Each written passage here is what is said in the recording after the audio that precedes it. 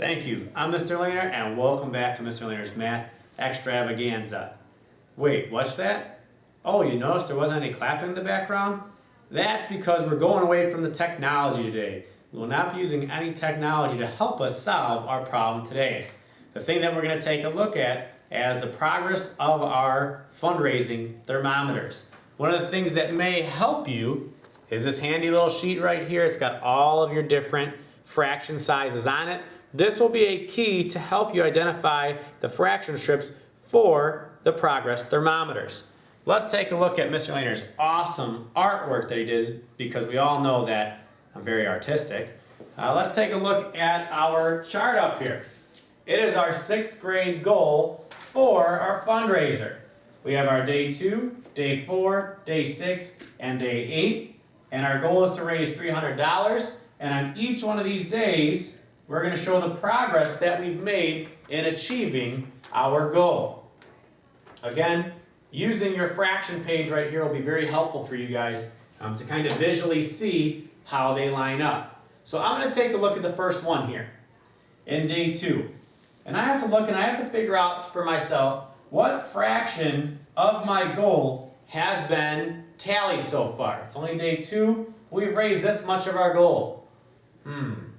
I can use fraction strips to help me answer this. I know that this piece, looking at my fraction strips, looks just like 1/4. So I know that if I broke this one up, I can break this up into 4 equal parts, so that this would be 1/4, this is going to be 2/4, this is going to be 3/4, and the top is going to be 4/4. Now I have to determine how much is 1/4 of 300. I know fractions are really tough, I remember. Okay, let's see. If I have 300 and it's 1/4, I know I need to split it up 4 ways equally, or think of like if you have 4 of you and you're splitting up with friends, each person would get $75. So then 2 people would get $150. 3 people would get $225, and then 4 people would be my 300, which is my goal. So each fourth is worth $75. So after day 2, I can then use a conjecture, and again a conjecture is making an observation from some data. I can make the conjecture that we've raised 1/4 of our goal, which is $75. All right, 2 more days pass by. Well, now we've made this much of our goal. Ugh, how am I going to solve that? I don't know. Oh, that's right. Good point. I got my little fraction strip up here I can look at. Looking at my fraction strips, I would say this kind of looks like 1/3 to me. So if this is 1/3, I might say like this would be 2/3, and this would be 3/3. So that's 1/3. This is 2/3. The top would be 3/3. So now I got to figure out, well, if this is 1/3, 1/3 of, 300. So if I broke up 300 into 3 equal parts, one part of it would be, $100. 2/3 would be $200, and then 3/3 would be $300. So we've just used thirds to break up our progress thermometer here. And I'm saying now that 1/3 is $100. If I were to compare day 2 and day 4, and I asked you if we made the same amount of money in each day, would you be able to figure that out? You'd be able to look and see that on day 1, we raised $75. Well, if I kind of drew an imaginary line going across, well, we raised this much day 4. How much did we raise that day? And how do you know? Oh, you're right. We raised $25 because we had already raised $75. Our goal went up to here, which was $100. So the difference between 100 and 75 was $25. So we only made $25 on day 4. Interesting to look at that using our fraction strips.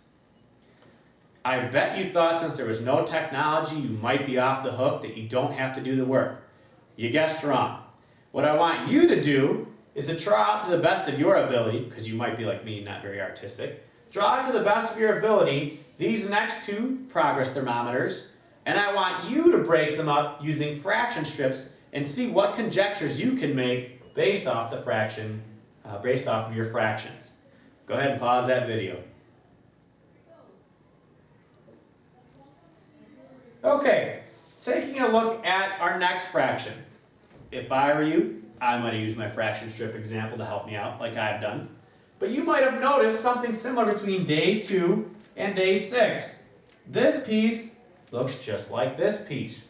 You're exactly right. I could break this one up into fourths again.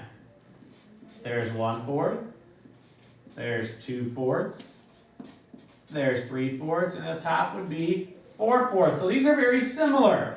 Well, if I knew that 1/4 was 75, 2/4 was 150, and 3/4 was 225, I now know that this class has raised 3/4 of their goal. They're at $225. If I wanted to chart the progress, I'd look at day 4 and day 6. Well, we only made $25 this day. We went from $100 to $225, so we raised how much? Right on. $125 we made in day 6. We made a pretty good jump that day. We must have all ate our Wheaties that morning and remembered to bring in our money for the fundraiser. Okay, so we could have broken that one up into fourths. Let's take a look at this next one. This is a little bit harder. It's a smaller piece, so if I look at my fraction strips, I might have a couple of different choices to look for. I'm going to notice that this is halfway in between, this line right here. And I'm trying to think, all right, if this is half, what's another equivalent fraction for 2/4? How about 3/6? If I have 3/6, that would be half of it here. This could be a sixth. So this would be 4/6. That would be 5/6. And the top up top would be 6/6. Then I would then have, if I can get there, 2/6.